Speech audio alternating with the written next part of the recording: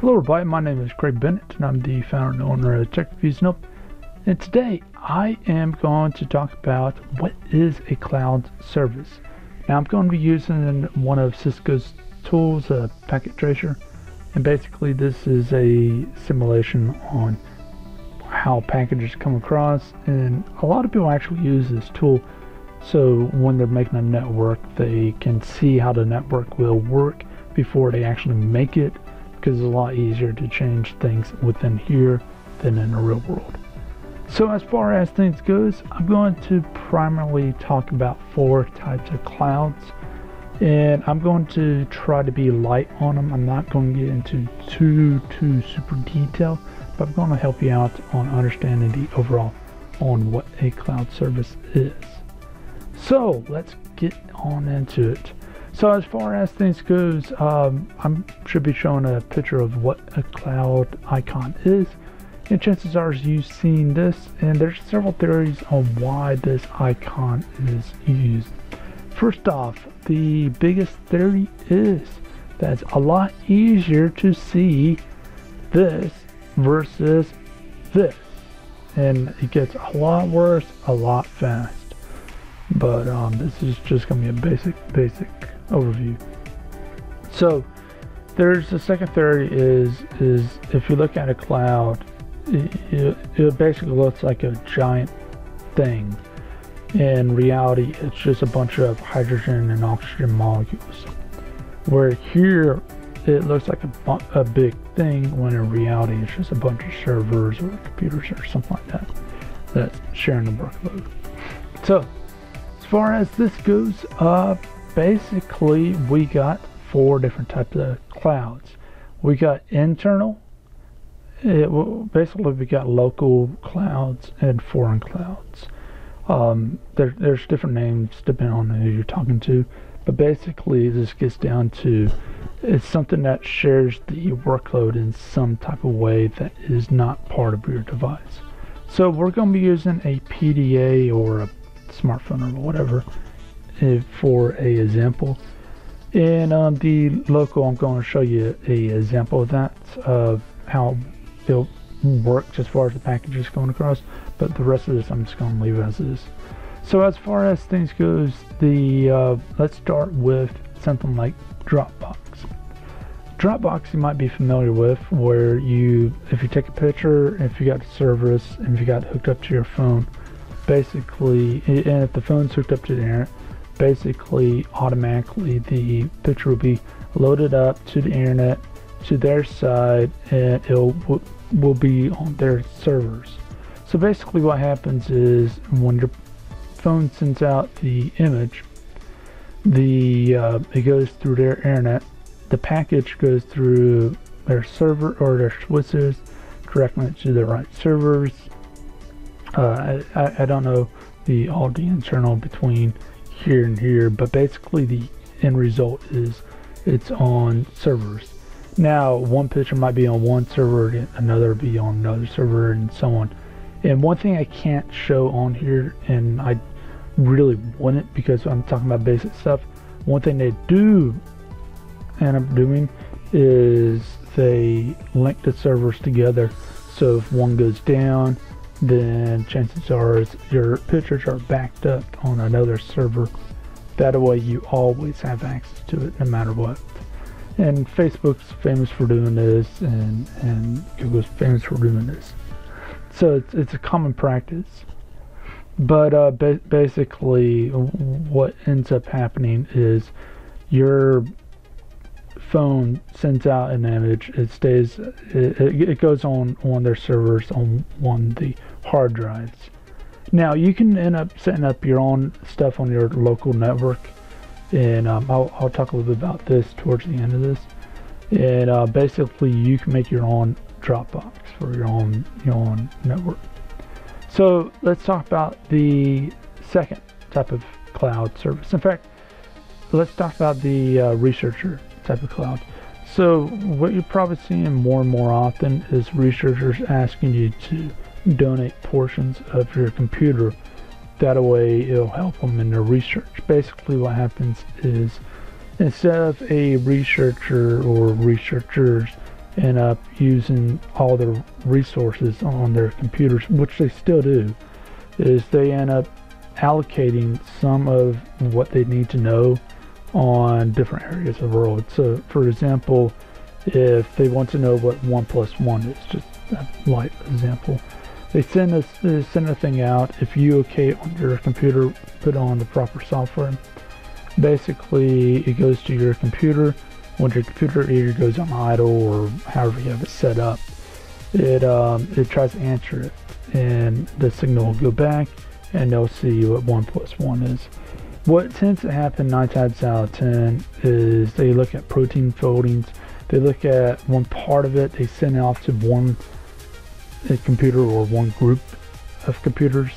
Another part, it'll go to another group of computers, and so on and so on. And that way, the end result, it'll come back quicker, and they will actually have an answer versus have to wait on one computer and hoping for it. So that's one of the good things with the research stuff. One of the things that you see more and more often is astronomers.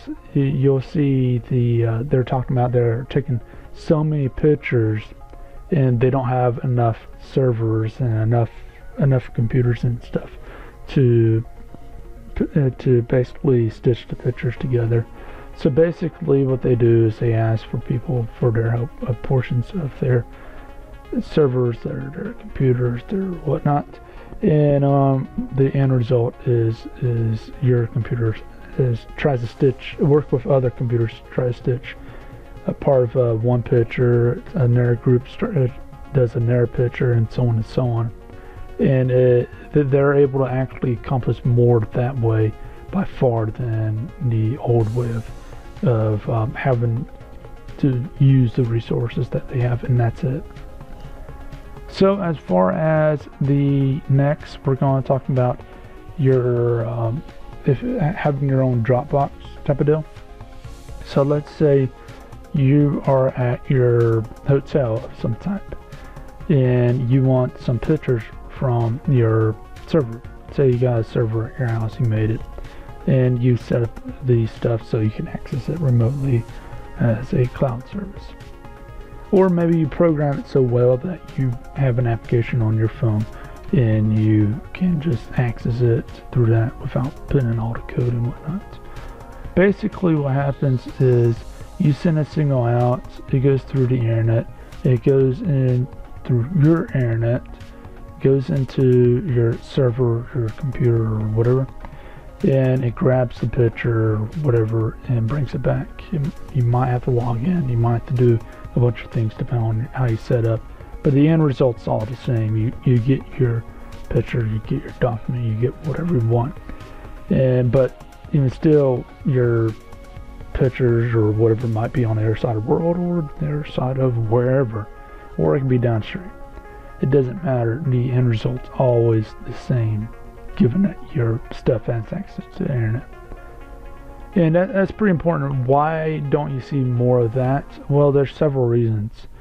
While the security could be questionable on something like Dropbox, the security is always questionable when you do it yourself. The reason why is unless if you're the top of the top of the top of the security profession, IT security that is, then and unless if you have a ton of money to throw at your own stuff, I mean you're going to spend a lot of money, then you're always in question.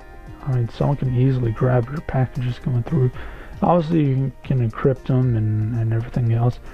And another thing is you're always questioning your security on if the power goes out, how often your stuff backs up, and stuff like that. So that's pretty important to note, because one of the things that they do on Dropbox is make sure that your files don't get corrupt. If they come in corrupt, then obviously they're corrupt, but if they come in clean, they shouldn't get corrupt by the time that you get it back. So that's pretty important. So there's several types of securities. It's not only hackers, it's also make sure the files are as there, and making sure your service is always up, and so on. But some people still do have their own form of Dropbox, but a lot of people who even have that has Dropbox, Google Drive, and so on. So if their own NAS server fails, then they end up using another thing, and that way they always have some type of redundancy in the system. That's pretty important to note. Now, that's pretty good if you're remote, but what happens if you're local, or always staying local, or whatever it may be? Well, let's say you have a NAS server at your house. You might have noticed on Windows computers and some other computers you might see remote stuff, work groups and stuff like that. And you might have seen time to time, depending on your network and who's going and coming from your network, their files, another computer or a device's files might show up, media files and shared files. Now, that's pretty important, because basically you have a cloud service, because basically a cloud service at the end of the day is services, storage, or actual services that are done not with your device, or not completely with your device. So it could be part of it being a bunch of servers, or all of it done with servers, or whatever. So basically for here, if you have your pictures stored on a NAS server or whatever, then basically you can basically hook up a server to your own network, send the files. But anyways, if you got any questions, I know some of this might be confusing, but anyways, if you got any questions, then please leave a like, please subscribe, and please share, and I hope you have a great